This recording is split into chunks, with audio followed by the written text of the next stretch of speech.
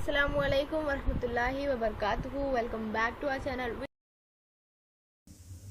Hello everyone, आज के हमारे इस वीडियो में हम 10th standard Hindi Lokvani text book के दूसरी इकाई का तीसरा अध्याय स्टार्ट करने जा रहे हैं, जिसका नाम है मुकदमा। मुकदमा का मीनिंग होता है किसी बात या विषय पर विस्तार पूर्वक चर्चा करना और उसे किसी के सामने उपस्थित करना। प्रस्तुत एकांकी के लेखक हैं गोविंद शर्मा। प्रस्तुत एकांकी में नाटककार ने जल एवं वायु प्रदूषण पर प्रकाश डाला है, यानी कि ये पूरा पाठ हमें ये सिखाएगा कि जो वायु प्रदूषण, जो जल प्रदूषण हो रहा है, इसका रीज़न क्या है। इसका कारण कोई और नहीं बल्कि हम हैं। लोग प्रदूषण के मूल कारणों का पता नहीं लगा पाते और वह दूसरों पर दोषारोपण करते हैं कि इनकी वजह से ये हुआ है, लेकिन असली कारण तो यह है कि ये सारे प्रदूषण का जिम्मेदार हम इंसान ही हैं, न कि पशु पक्षी। अतः हमें प्रदूषण को समाप्त करने हेतु आवश्यक कदम उठाने चाहिए। देखिए, जो पृथ्वी है, यह पेड़ पौधे, पशु पक्षी और हम इंसानों से भरी हुई है, तो इसमें सबका अधिकार है और हमारे पास एक ही पृथ्वी है। अतः हमें इसका बहुत अच्छे से ध्यान रखना है और जितना हो सके उतना वृक्ष लगाना है, क्योंकि वृक्ष ही एक ऐसी चीज़ है जो प्रदूषण को रोक सकता है। अतः ज़्यादा से ज़्यादा पेड़ लगाइए और अपने पर्यावरण को सुंदर बनाइए। अब इसमें होता क्या है कि दरबार में सारे दरबारी उपस्थित हैं। महाराज अपने आसन पर बैठे हैं, मंत्री चर्चा करते हैं और कुछ लोग बैठे हैं जो अपना अपना प्रस्ताव रखते हैं, और साथ ही साथ जो दो मेन कैरेक्टर हैं, पानी और हवा, वो भी यहाँ पर उपस्थित हैं। अब पहले महाराज, मंत्री जी, शिकायत करने वाले आ गए हैं। मंत्री खड़े होते हुए, हाँ महाराज। महाराज बोलते हैं, जिनके बारे में शिकायत आई है, क्या उन लोगों को भी यहाँ बुला लिया गया है। मंत्री, हाँ महाराज, आज सब शिकायतें हवा और पानी के बारे में हैं। वे पास के कमरे में बैठे हैं। देखिए, हवा और पानी दोनों निर्जीव वस्तुएं हैं, लेकिन दो कैरेक्टर हैं जो हवा और पानी का रोल प्ले कर रहे हैं, यानी उनके बिहाफ में वो बोलने वाले हैं। ठीक है, मुकदमे की कार्यवाही शुरू की जाए, यानी कि जिस विषय पर चर्चा करना है वह शुरू कीजिए। पहले पानी को बुलाया जाए। मंत्री इशारा करते हैं। भीगे कपड़े पहनकर लड़का हाजिर होता है। उसके कपड़ों के भीतर छिपे टेप रिकॉर्डर से पानी के बहने की कल कल आवाज़ सुनाई दे रही है। पानी, महाराज की जय हो। महाराज, पानी, तुमसे इन लोगों की शिकायत है। यदि शिकायत सच साबित हुई तो तुम्हें राज्य के कानून के अनुसार दंडित किया जाएगा, यानी कि दंड दिया जाएगा।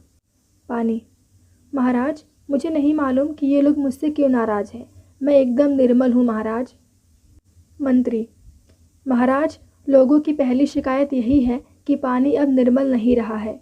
यदि नदियों और गह्वरों में बहते समय गंदगी और बीमारियाँ अपने साथ बहाकर सब जगह पहुँचा देता है, यानी कि नदी और गह्वरों अर्थात गड्ढे में बहते समय गंदगी और बीमारियाँ अपने साथ बहाकर सब जगह पहुँचा देता है।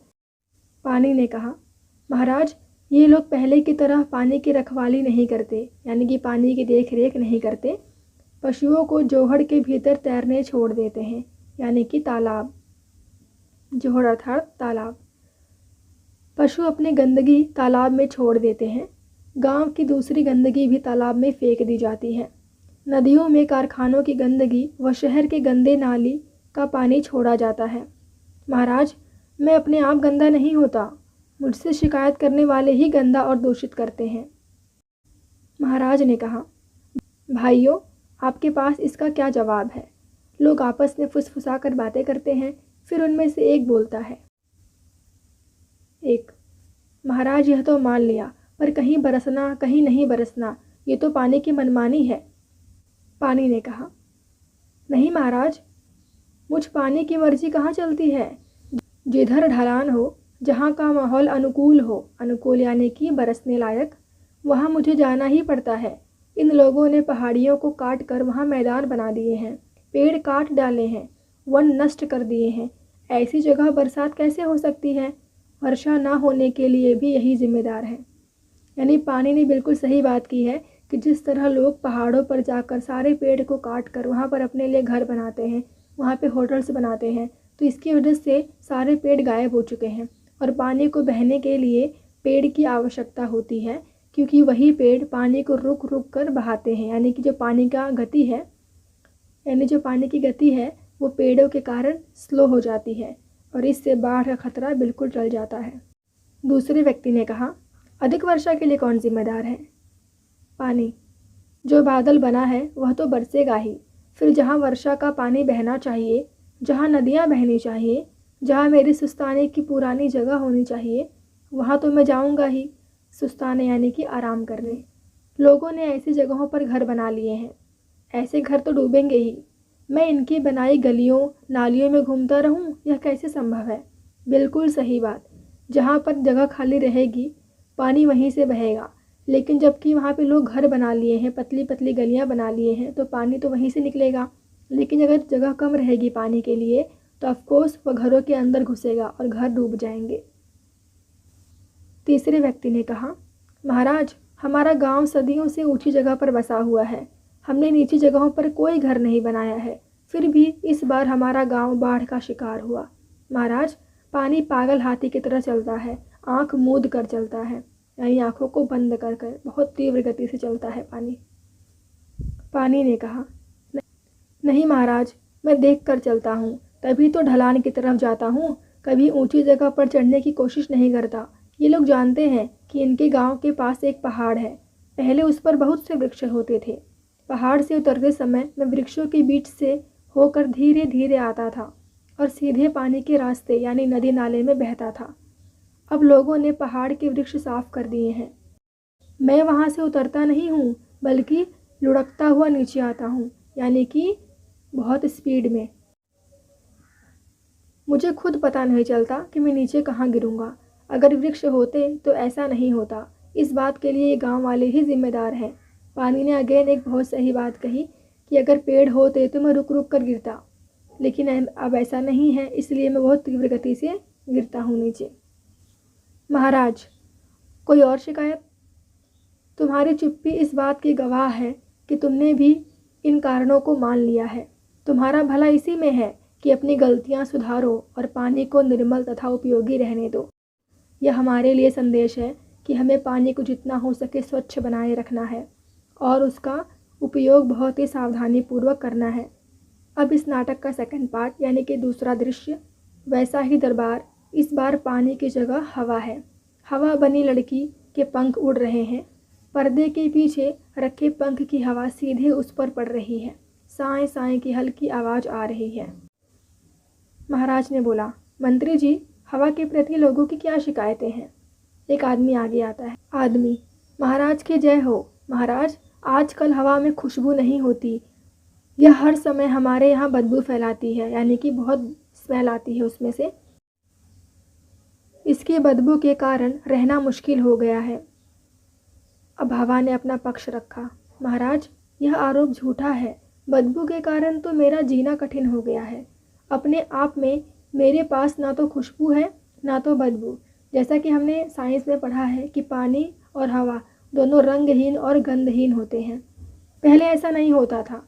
आजकल ये लोग मरे हुए पशु पक्षियों को यहाँ वहाँ डाल देते हैं, उनके कारण मैं बदबू वाली हो जाती हूँ।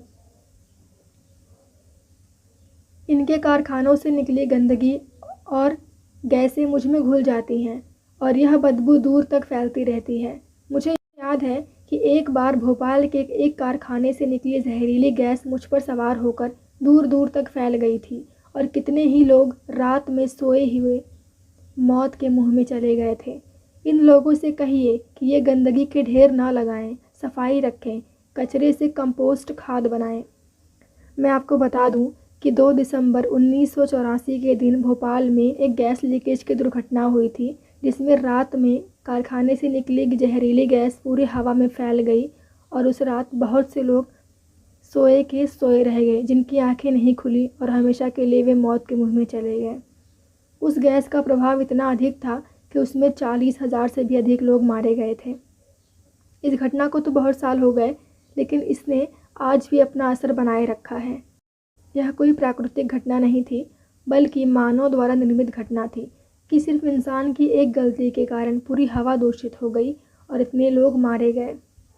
तो यहाँ पर उसी दुर्घटना के बारे में चर्चा की गई है। आदमी ने कहा, लेकिन तुम अचानक चलकर हमारी आंखों में मिट्टी डाल देती हो, सब कुछ तबाह कर देती हो। क्या इसका हमने तुम्हें न्योता दिया था? अर्थात कभी कभी हवा का प्रभाव बहुत तेज होता है, तो उसी के बारे में यह बंदा कह रहा है। हवा ने कहा, मैं किसी के निमंत्रण का इंतज़ार नहीं करती, चलना मेरा काम है। आप कहते हो तो लो, मैंने चलना बंद कर दिया। हवा का चलना बंद हो गया। सभी घुटन महसूस करते हैं। मंत्री ने कहा, अरे हवा रानी, नाराज़ मत हो, धीरे धीरे तो चलो, सांस लेना मुश्किल हो रहा है। तुम चलोगी नहीं तो लोग जिंदा कैसे रहेंगे? हवा बहने लगती है। महाराज, हवा के बारे में और कोई शिकायत? एक औरत ने कहा, महाराज, हम अपने घर साफ सुथरे रखते हैं, पर हवा आंधी बनकर आती है और हमारे घर रेत और कूड़े से भर देती है। हवा तो बहे पर आंधी क्यों? यानी कि जो कभी कभी तेज हवाएं बहने लगती हैं, उसका रीज़न क्या है? तब हवा ने कहा, महाराज, आंधी से इनका मतलब मेरे तेज चलने से है। वैसे तो मैं हर समय बहती रहती हूँ, पर इन्हें जब गर्मी लगती है तो पंखा चलाकर मेरी गति बढ़ा लेते हैं। उसी तरह जहाँ भी हवा कम होती है, मैं तेज़ी से वहाँ बहती जाती हूँ। जब मैं तेज़ी से चलती हूँ तो रेत, मिट्टी, कूड़ा आदि जो भी हल्की चीज़ें रास्ते में होती हैं, मेरे साथ उड़ने लगती हैं। ये तो नेचुरल बात है। ये अपने घर और दुकान साफ करके कूड़ा घर के आसपास की गली में या सड़क पर डाल देते हैं, जो कि अक्सर लोग करते हैं, हम भी करते हैं ये सब, और हमें सब नहीं करना चाहिए एक्चुअली। कई बार गांव के बाहर कूड़े के ढेर लगा देते हैं। इनका फेंका कूड़ा ही वापस इनके घरों में जाता है। महाराज, लोग अपने गांव या शहर में पॉलीथीन की थैलियां सड़कों पर फेंकते हैं। वे मेरे साथ उड़कर खेतों में फैल जाती हैं और फसलों को नुकसान पहुंचाती हैं। जैसे करनी वैसी भरनी, यानी जैसा करोगे वैसा ही मिलेगा। इसमें मैं क्या कर सकती हूँ? इससे मेरा भी मन बड़ा दुखी होता है। महाराज ने कहा, मैंने सबकी बातें सुनी है। लोग हवा पाने से दुखी तो हैं, पर कसूर इनका नहीं है। लोगों को सफाई की आदत अपनानी होगी, तभी ये दूषित होने से बचेंगे। हमें चाहिए कि हम हवा और पानी को अपना दोस्त मानकर उन्हें नुकसान न पहुंचाएं। इन्हें प्रदूषण से बचाने के उपाय खोजें, उचित कार्यवाही करें, यानी कि रिसाइकलिंग करें। क्या उसका रीयूज़ हो सकता है? कुछ वेस्ट मैनेजमेंट बनाएं कि जो चीज़ें ख़राब हो चुकी हैं उनका वापस से कैसे यूज़ किया जाए। ये सब के बारे में हमें सोचना पड़ेगा। इसमें ही हमारा भला और बचाव है। लोग हवा पानी के प्रति दोस्ती का भाव दिखाते हुए चले जाते हैं। मुझे उम्मीद है कि इस पाठ में दिया गया संदेश आपको समझ में आया होगा कि जल ही जीवन है और हवा के बिना हम जी नहीं सकते। दोनों ही हमारे लिए बहुत उपयोगी हैं। हमें इनका बहुत अच्छे से देखभाल रखना चाहिए। जितना हो सके उतना प्रदूषण कम कीजिए। लोगों में जागरूकता फैलाइए कि वे भी प्रदूषण को ना करें। Thank you for watching.